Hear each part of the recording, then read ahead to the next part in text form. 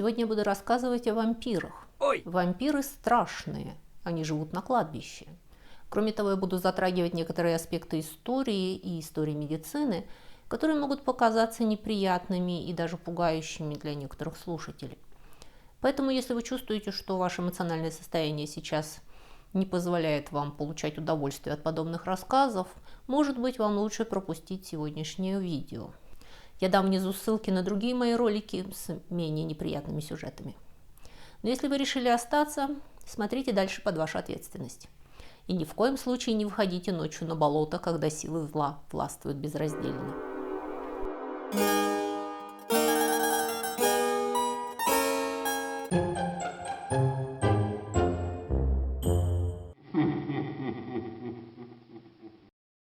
В 1892 году на северо-востоке США, в маленьком городке, случился неприятный инцидент. Там проживало семейство по фамилии Браун, которое сильно подкосила чехотка. Вообще туберкулез в те времена в Соединенных Штатах принял размах эпидемии. Очень многие люди погибнут от туберкулеза. И в их числе была сначала мать семейства Мэри, после чего умерла старшая дочь Олив, и через несколько лет скончалась младшая Мерси. Оставшийся младший сын Эдвин уже был тяжело болен. И в деревне решили, что состояние Эдвина объясняется тем, что кто-то из его уже покойных родственниц по ночам вылазит из могилы и сосет его кровь. И именно этим можно объяснить то, что мальчик с каждым днем хереет и бледнеет. А вовсе не палочкообразной бактерии, которую еще 10 лет назад обнаружил немецкий врач Роберт Кох. Спустя примерно 2 месяца после кончины Мерси, ее отец Джордж под давлением общественного мнения согласился на эксгумацию тел родственниц. Что было сделано в присутствии большого количества зевак, местного доктора и репортера из газеты, благодаря которому мы узнали все подробности этого безобразия. Тела Мэри, Олив и Мерси были эксгумированы, гробы вскрыты, и обнаружилось, что тела Мэри и Олив, которые умерли уже несколько лет назад, демонстрируют далеко зашедшие разложения, и поэтому они были оправданы. Что же касается Мерси, которая умерла всего 4 недели назад, она сохранилась удивительно хорошо. Ее тело практически не показывало признаков разложения. Кожные покровы были целыми, волосы и ногти на месте. Мы с вами объяснили бы это тем, что стояла жестокая холодная зима. Когда Мерси умерла, почва была промерзшей, и могилу выкопать не смогли. И поэтому ее тело временно поместили в крипту, в каменный склеп, который находился над поверхностью земли. И мороз очень хорошо законсервировал ее останки. Но с точки зрения присутствующих, особенно после того, как доктор провел вскрытие и обнаружил, что в сердце Мерси все еще находилась жидкая кровь, с точки зрения всех присутствующих, это было очевидным признаком того, что Мерси после смерти стала вампиром, и теперь она регулярно сосет кровь брата. У присутствующих были очень смутные представления о процессах разложения, но зато у них были очень хорошие знания, как нужно обращаться с вампирами и спасать их жертв. Поэтому сердце Мерси было вынуто из тела, сожжено, пепел вмешан в микстуру, и этой микстурой напоили ее брата Эдвина, чтобы спасти его от хворобы. К сожалению, несмотря на все общественные старания, Эдвин все равно через несколько месяцев умер.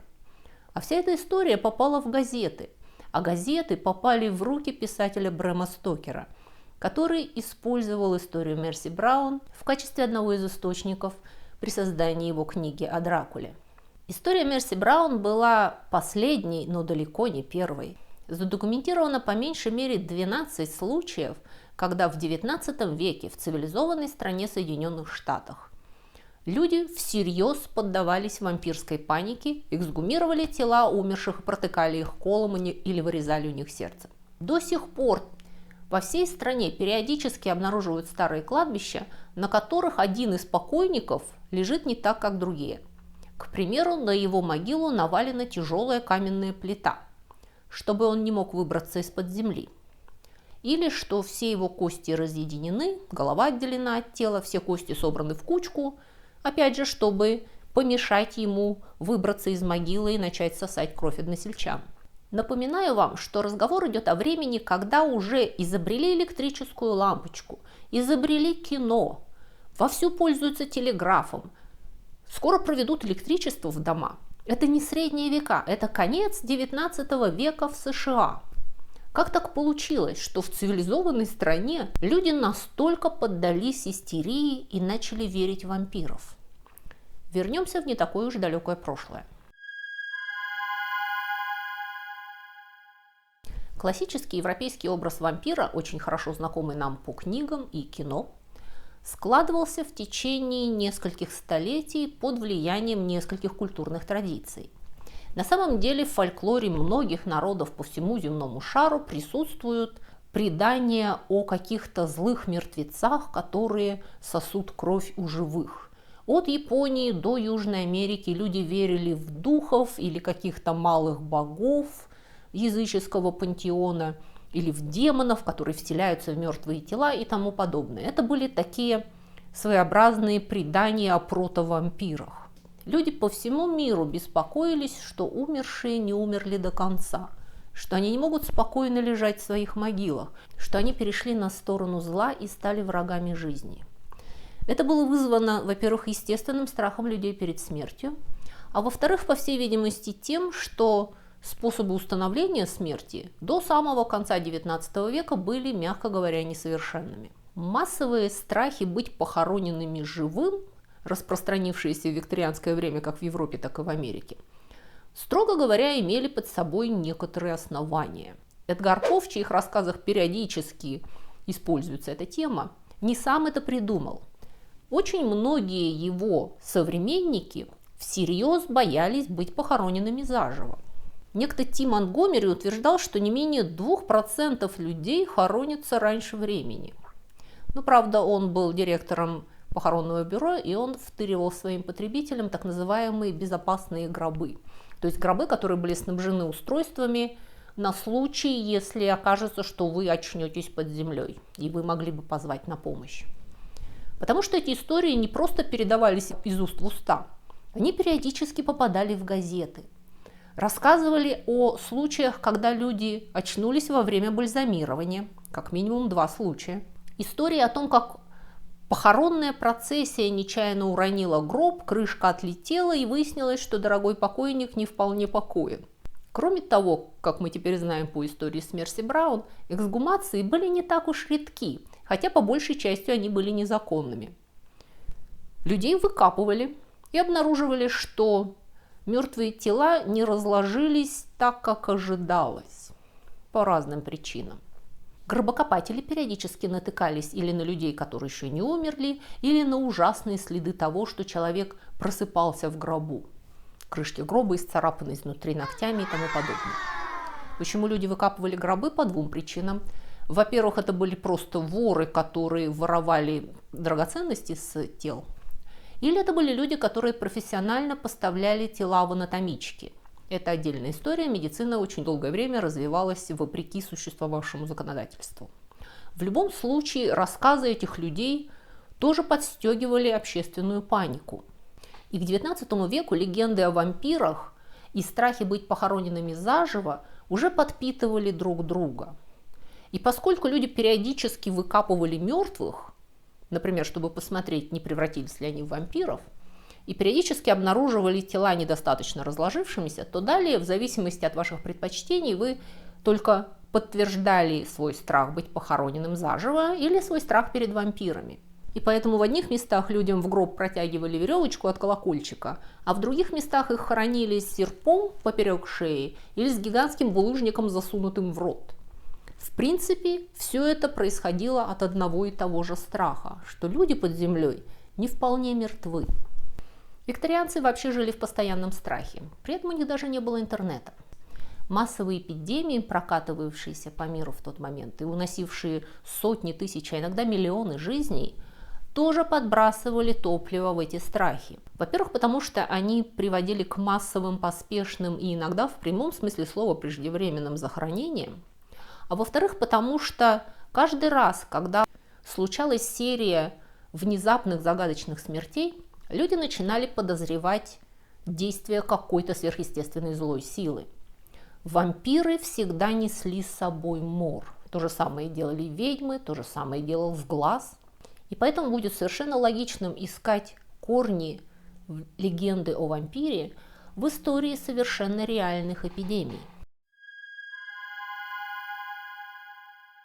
Самая крупная, хорошо задокументированная эпидемия вампиризма случилась в Юго-Восточной Европе в начале XVIII века. Все началось с территориальных приобретений. Габсбургская Австрия отобрала у Турции значительный кусок Европы, населенный преимущественно славянами. Это были земли, которые сейчас принадлежат Венгрии, Сербии, Румынии и Боснии. Не совершенно в современных границах, разумеется, тогда таких государств не было, но примерно эта территория.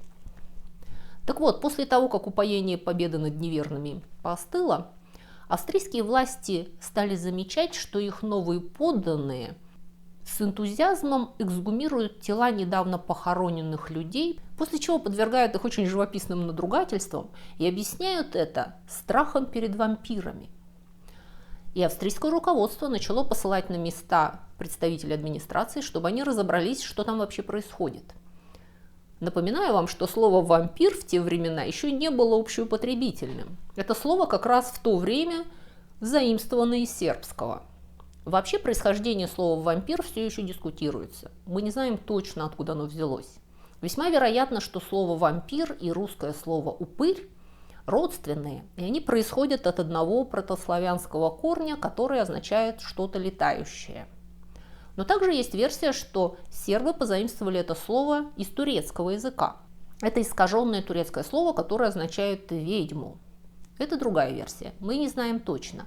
В любом случае, в западноевропейские языки слово «вампир» пришло из немецкого, именно благодаря вот этому вот скандалу, произошедшему в Австрии в начале 18-го. В Трансильвании, Валахии и Моравии в 20-30-х годах 18 века начинается натуральная эпидемия вампиризма. Типичным был, к примеру, хорошо задокументированный случай с Благоевичем. Старый гайдук Благоевич, серб, после смерти, спустя день после своих похорон, ночью вернулся домой и попросил есть.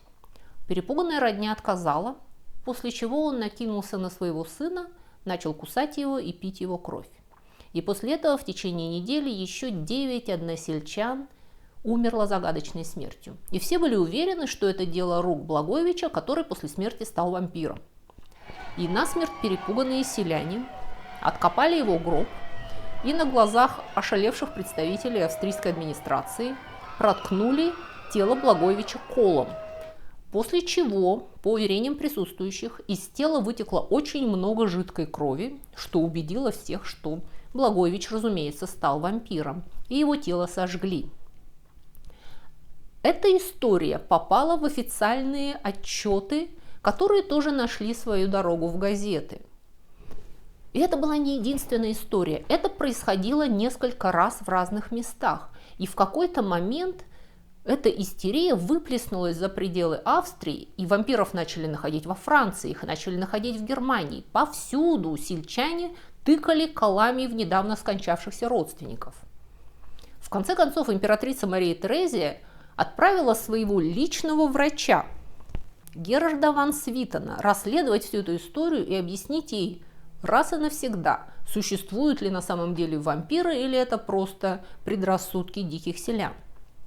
Ван Свитен расследовал это дело, он был образованный, просвещенный человек, и он объяснил императрице, что никаких вампиров не существует, что все это предрассудки.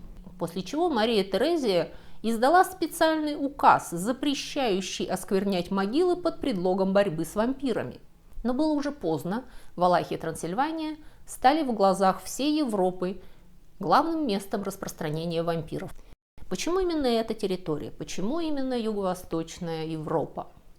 Очень интересный вопрос. Есть, например, интересная версия, опять же, это не доказанная версия, это все еще гипотеза, что такая интенсивность легенд о вампирах в Юго-Восточной Европе вызвана тем, что там традиционно было очень много цыган. Вообще-то, как я уже упоминала, легенды о вампирах существовали в разных местах земного шара. И особенно плодовитой была Индия. Индийский субконтинент породил сразу несколько фольклорных персонажей, которые были похожи на вампиров. Это были какие-то демоны или духи, которые вселялись в мертвецов, которые потом выбирались из могил и пили кровь. Так вот, поскольку мы уже, в общем-то, точно знаем, что романи, цыгане, вышли из Индии, раньше это была чисто лингвистическая догадка, но сейчас она подтверждается генетическими исследованиями. Цыгане вышли из Индии. И весьма вероятно, что они вынесли оттуда вот этот фольклор. И в цыганском фольклоре тема вампиров очень сильна. Они пришли в Юго-Восточную Европу, где их было всегда очень много, и там их фольклор лег на питательную местную почву. Местное население было христианским, но они не были большими теологами, и христианство было весьма примитивным. К примеру, таинство Евхаристии они понимали буквально, как то, что мы пьем кровь Господа и едим Его тело. И все это связано с древними, примитивными представлениями о том, что кровь является эссенцией жизни. Люди видели, что если из тела выпустить кровь, то тело умрет. И делали, казалось бы, логичный, хоть и неправильный вывод, что если кровь вернуть в мертвое тело, то мертвое тело оживет. И поэтому, если мертвец будет пить кровь, то он станет как бы живым. И в течение веков эволюции идея об этом демоне, сосущем кровь людей, постепенно эволюционировала в образ грешника, живого мертвеца, связанный с колдовством и с дьявольскими кознями. Вообще идея об инфекционном характере вампиризма, о том, что можно стать вампиром через укус вампира, это сравнительно новая концепция. В средние века, к примеру, вампирами рождались, а не становились. Фактически считалось, что вампирами становятся люди, которые родились с анатомическими дефектами, люди, которые умерли страшной насильственной смертью, самоубийцы, вообще грешники, люди, которые прожили чрезвычайно распутную жизнь. Вот это все были кандидаты на то, чтобы после смерти стать вампирами. Это был результат вашей личной проблемы, вашего проклятия. Вы не становились вампирами, потому что вас кусал другой вампир. Эта идея возникла постепенно. Вампиры всегда кусались, вампиры всегда были голодны. В принципе, в Европе очень долго сохраняются традиции, что мертвым нужно давать пищу. Что я говорю? Пойдите на ближайшее кладбище, вы увидите могилы, на которых лежат конфеты и печенье, и стоят рюмки с водкой. Мы до сих пор кормим своих мертвецов. Разумеется, сейчас это имеет символическое значение.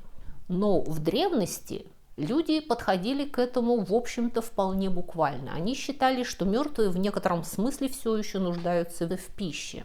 И когда в эпоху Просвещения эти поверья начали отмирать, появилась идея голодных мертвецов, которая, собственно говоря, и слилась с образом демона, сосущего кровь. Мертвецы, голодные мертвецы, оставленные своими родственниками без пищи, стали вылазить из могил и, как старый гайдук Благоевич, ходить по домам, выпрашивая пищу. Если им не давали пищи, они начинали сосать кровь. Обратите внимание, что для вампиров всегда было очень типично начинать с самых близких, начинать с членов своей семьи и любимых людей. И интересно, что именно так распространяются эпидемии. Все начинается с семьи, после чего мор может распространиться на другие дома и на всю общину, но мы всегда начинаем с семьи. И в старые времена, если сразу несколько членов семьи подряд внезапно умирало, люди были склонны считать это кознями какой-то сверхъестественной силы, близкой этой семье. Например, какого-нибудь родственника или соседа. Это результат сглаза или это результат вампира. Вампиры всегда были связаны в первую очередь с массовыми смертями. Это самая главная характеристика вампира, а не то, что он ненавидит солнечный свет и не отражается в зеркале. Поэтому существовавшая до недавнего времени версия о том, что вампиризм связан был с порфирией, сейчас уже не рассматривается всерьез. Порфирия – это не инфекционная болезнь, это генетическое заболевание. И кроме того, это очень редкое генетическое заболевание. Крайне редко случается, что сразу несколько членов одной семьи болеют порфирией в открытой яркой форме. И даже несмотря на то, что люди, страдающие порфирией, испытывают светобоязнь, потому что их кожа не переносит прямых солнечных лучей, и они выглядят странно, потому что разрушаются хрящи на лице, Это недостаточные доказательства того, что именно порфирия была причиной возникновения легенды о вампирах. Туберкулез, как в случае смерти Браун, гораздо лучший кандидат.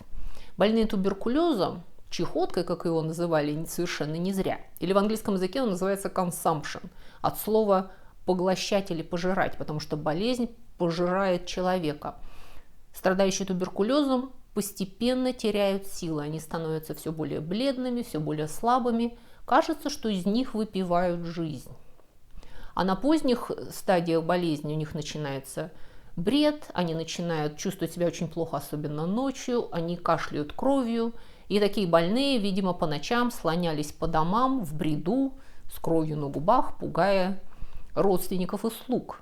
И порождая байки о том, что из них сосут кровь вампиры, и они сами после смерти тоже превращаются в вампиров. Туберкулез очень долго не считался заразной болезнью. Даже просвещенные люди очень долго, до самого конца XIX века, когда даже уже существовала микробная теория инфекций, туберкулез все еще считался болезнью внутренней, болезнью, которая провоцируется нездоровым образом жизни и наследственностью. Люди не верили в то, что туберкулез передается от человека к человеку. Это просвещенные люди, люди, которые жили в местах, не изуродованных образованием, регулярно принимали туберкулезных больных за жертв вампиров. В принципе, даже древние люди понимали, что такое зараза. Ритуальные очищения зачастую были связаны с водой и огнем. И ритуальная чистота, и физическая чистота фактически сливались, точно так же, как сливались самая натуральная физическая грязь и моральная грязь и разложение. Чистота была связана с благостью и жизнью, а грязь с пороком и смертью. Люди фактически на протяжении многотысячелетнего сумбурного опыта убедились в том, что вода и огонь очищают. Вода и огонь предотвращают смерть, распространение заразы и смерти. Точно так же люди на опыте в какой-то момент осознали, что чеснок отгоняет болезнь и, видимо, зло.